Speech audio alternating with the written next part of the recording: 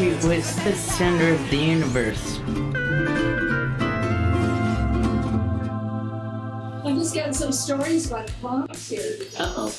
We don't have any stories, do we? Any stories? I don't remember anything. It's like the 60s. If you remember it, you weren't there. I found this.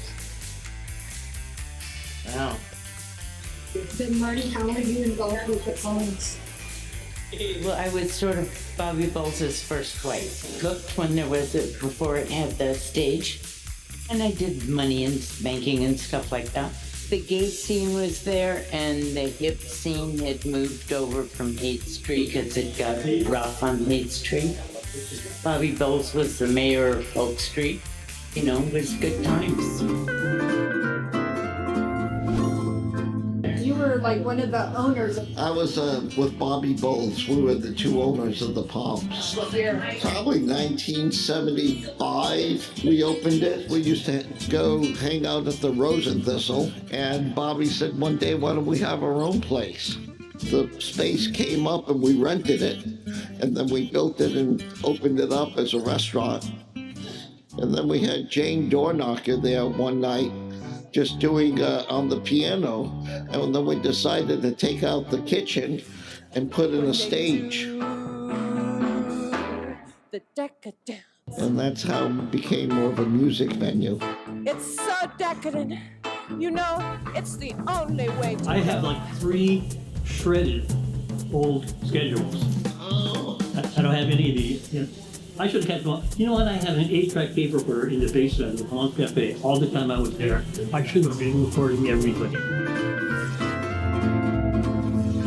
We were 2 of Cha-Cha Billy's. It was Ray Starr who put us together. So Jane had been playing with Leela and the Snakes, and then there was a split there, and she was no longer doing that. And Ray thought we would be a good backup band for her, so we, thought that would be cool. And it was so cool to just have fun with Jane. And, we miss her. It was the place to play. It was incredible. All this tiny little space and all these bands, the vital new wave scene of the 80s. There was the scene. It was rock music had come from the 70s and the disco and stuff, and then there was sort of the new wave resurgence. The Palms was a wonderful place to play for all original bands. The thing I didn't like about the Palms was the load in and the load out, because they had a 6-foot-high stage, and it was just a huge pain in the ass. because you're a drummer. I am a drummer. I'm Bobby Bowles. I was hanging out. I was a kid. I used to just run around down in the basement. My sister and I would fuss around with the mountains of Coke hanging out on the tables in the back room. One of my favorite jokes is my mom one day said to my dad, said, "God damn, you love your orange juice." And he's like, "Yeah, it's a screwdriver." Because he's had a screwdriver literally every day of the week to start the morning. Good stories. How old are you? 5. San Francisco was on fire at that time. There was only 2 places in the United States that was worth, if you're a musician, that was worth being in. One was New York, and on the West Coast it was San Francisco. We were way ahead of LA. Business was in LA, but the creativity was in San Francisco. Got a bit of a boost because Robert Palmer just recorded a song of it. It was all over the radio at the time. So that gave us a bit of a boost. That song was called Jealous.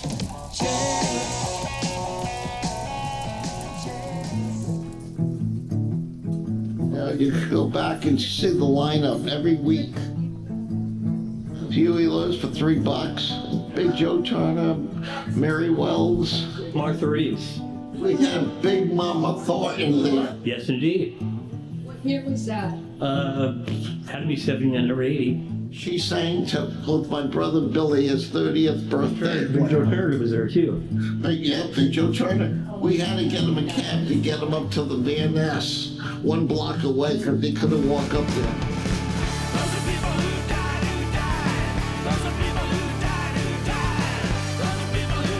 Jim Carroll, I love Jim Carroll. Carroll. Yeah, Jim Carroll. Carroll was my, oh my gosh. Absolutely. Stay tuned for our special guest stars. And we are going to talk about the Palms. Famous, I wouldn't really call it a nightclub. I mean, it was there at night. Funny thing is, I would think of being there mostly in afternoons because it was a great place to go drink.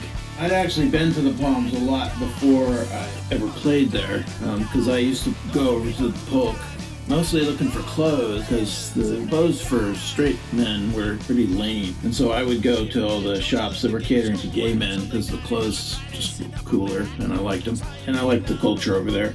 I played there more with Amsterdam, which was the band that became the Jim Carroll band. And it was a Sunday afternoon. We had a good crowd.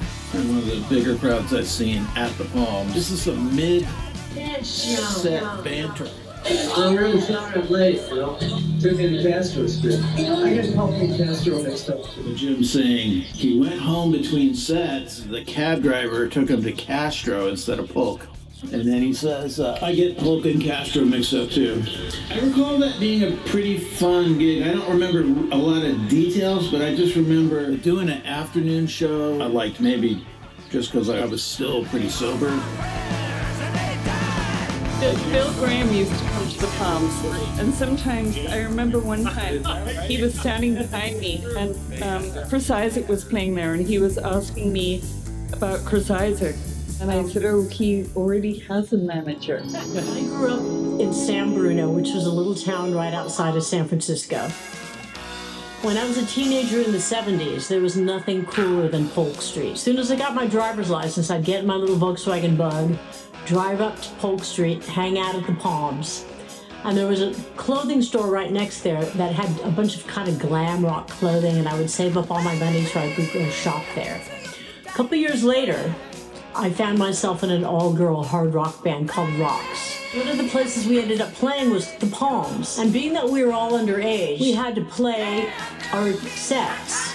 And then during our break, they had us hanging out in the boiler room downstairs.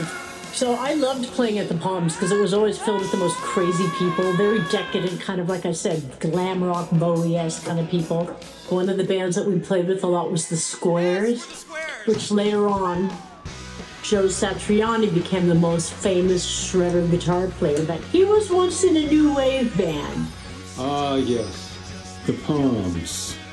I was mixing front of house for the Squares. You may remember the Squares. Power pop band from Berkeley. Joe Satriani, Andy Milton, rest in peace. And Jeff Campitelli. Some said they were too punk to be pop and too pop to be punk. I don't know. That's what they say. The Palms, for me, not my favorite, and I don't necessarily think the band enjoyed it. The stage was really high.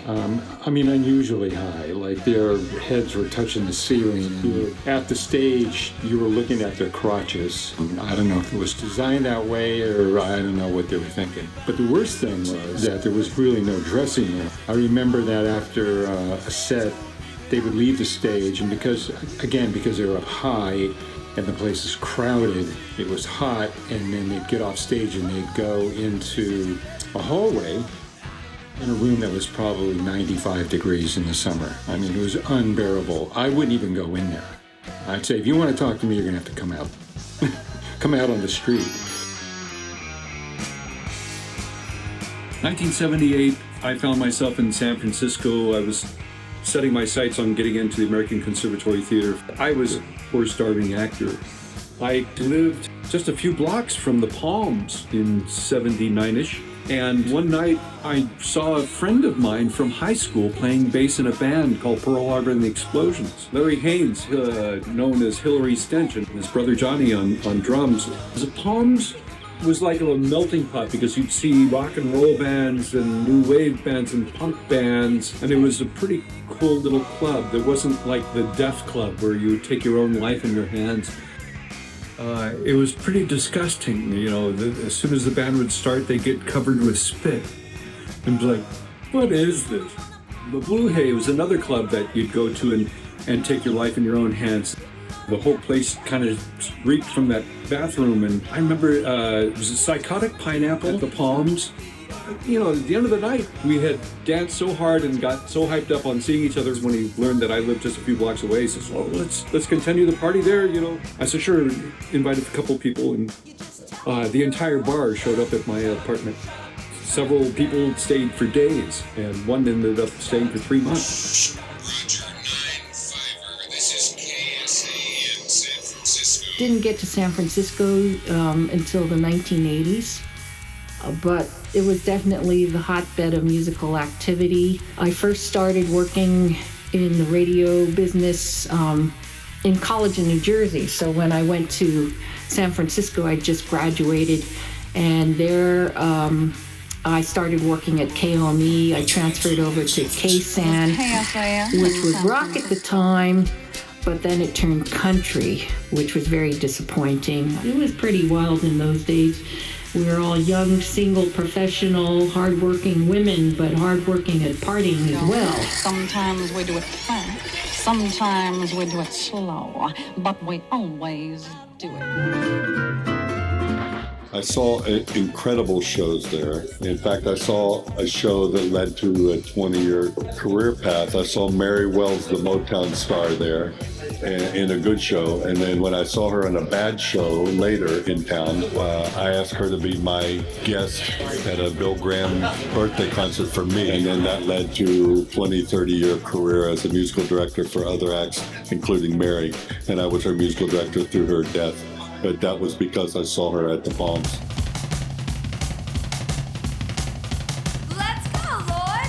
During the pandemic, and it's an amazing story, but a record company found our music, and that LP has been put out, but nobody's looking for a brass ring. It's just a nice serendipity, it's nice, and the music does hold up. This is the greatest thing, you gotta have it! The Palms became a very important part of my musical life because when I first formed the New Models in 1979, we were trying really hard to find places to play in the city. For a long time we rehearsed and we weren't sure what would happen. And we invited Ray Starr down to one of our rehearsals, and he loved the band. He said to me, "I believe in this band, and I'm going to give you guys a break and book you at the Palms." And it was the beginning of our real career, you know? It was in a Gershwin review at the Savoy Tivoli. So this is like mid-70s. Our sound person came in and she was all decked out in torn up fur and fishnet hose and tons of black makeup on. And I said, "What are you doing?" And she said, "It's this club around the corner on Broadway called the Mabuhay. What's going on there?" She said, "It's punk music." I'd always played guitar and piano and been writing songs, but I was weaned more on Joni Mitchell and Ronstadt, British rock. Got in this duo gigging at this club on California near Polk Street called Chez Jean, like Marlena Dietrich, Marilyn Monroe, Judy Garland. My boyfriend John Bryant and I, who'd formed a band, went to the Palms one night, and I'll never forget it. It changed my life. But we be Leela and the Snakes. Leela and the Snakes were there. Pearly Gates came out, and she was hula hooping, smashed a Hostess cupcake in her face, and I just thought, this is what I want to do for the rest of my life. Pearlie was our bookkeeper at the time. She was, I think, 19 years old. Pearl actually entered a contest that the Tubes had, and she won first prize. She had roller skates on, doing the hula hoop, singing in German, "I Want to Hold Your Hand." Jane, she did a lot of skits there with Prairie Prince, and Jane joined the Tubes later as a singer. She sang "Don't Touch Me" there with them. Take hold of me with your hands. Jane had Leela and the Snakes. Give me the chills. I know Olan Shepard was in the band, Sam Shepard's wife at the time, as we backed up Jane for a while. Is that one of her bottoms? Bottoms, meaning... There's a famous picture of the three bottoms. Oh yeah. Oh, I'm not sure if that was, if Olan was one of them. I love Jane. super exciting and interesting time. I loved Jane. She was something else, and yes, the rest, of course, is was a sad ending.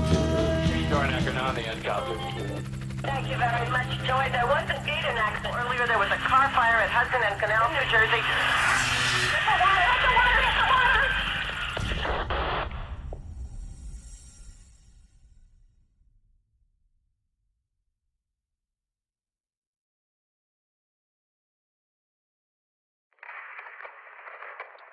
Nothing happened with Jane. We had a helicopter report from the N-copter. Of course, once before we had this happen. A few months ago, she went down in the drain. WNBC traffic reporter Jane Dornacker has been pronounced dead. The helicopter was pulled from the murky waters of the Hudson River tonight.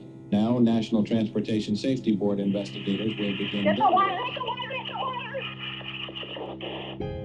Polk Street started to change. The gay scene had been on Polk Street for the longest time. It was moving over to the Castro. It was keeping the street a little cleaner and just kind of looking out for each other. When that started to leave, that came with hard drugs, and also was the beginning of this virus we were hearing about that was AIDS.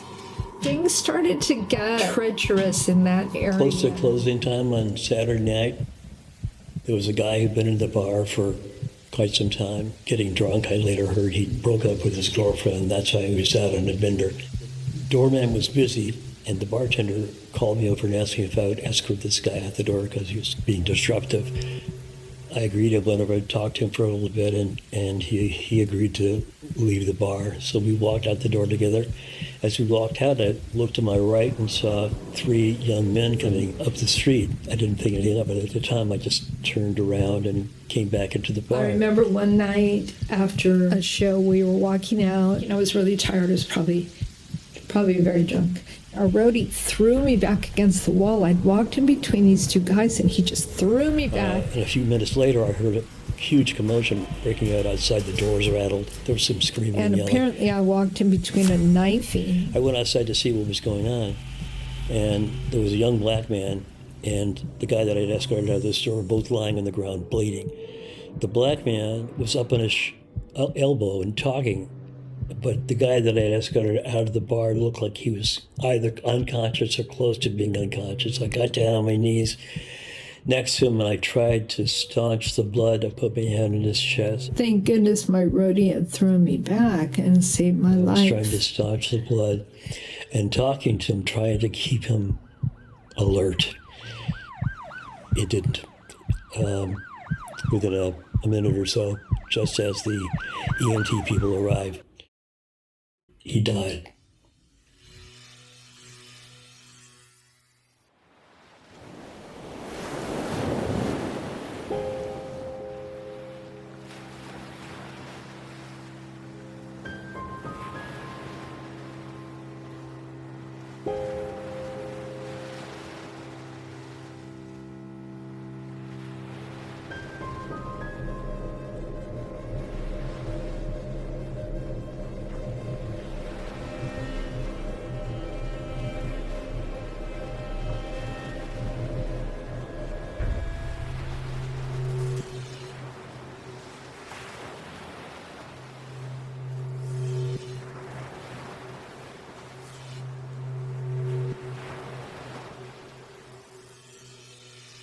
Bobby was gone and I was gone. Do you know what year you stopped there? 81. 81. That was probably at the end. I got burned out. Nobody was paying rent. I threw a hissy fit at the end, and I came walking in the Palms one morning. We're having a meeting of all the bands that play there. You remember the booking meeting? Somehow I just lost my temper about something, I don't know what. And I said, I quit. So wound up at the Palms that the lines in the restroom were longer than the lines to the restroom. I turned around and walked out. That was the last time I was in a place, I think. That was the ending of the Palms.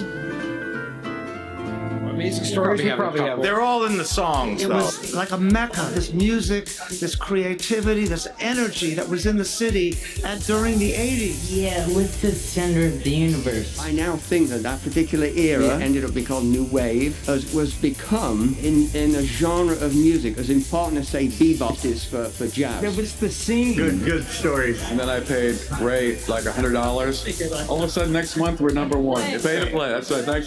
Thanks, Ray. Decided to look him up on the internet, and he died. Rock and roll can be hard on you. There was a lot of consumption of memory-interfering substances. All of us were banding together to try to make the next big thing. Time and really good camaraderie. No spit. And the Palms was a great scene. It was more than just music. It was a social scene, and everybody we knew hung out there in the afternoon. Pleasure Palace. Developed a lot of relationships and friends. All the money went back into the band. Yeah. And to pay our crack attorneys. Once you're an artist, you're an artist. That dream to create, to be recognized, and to be loved never dies. Think about those days, and it just seems like that's a San Francisco that's long gone. If it weren't for all the flashbacks, I wouldn't remember anything at all. Great place for us to play original material and Good times. I love San Francisco and the whole scene and what it It was. lives on in our memory. All of that came through the It Palms. was good times. I had a good time. No one was getting spit on. This is the greatest thing. You gotta have it. Memories of the Palm. Polk Street was the center of the universe. No spit. Great to be back.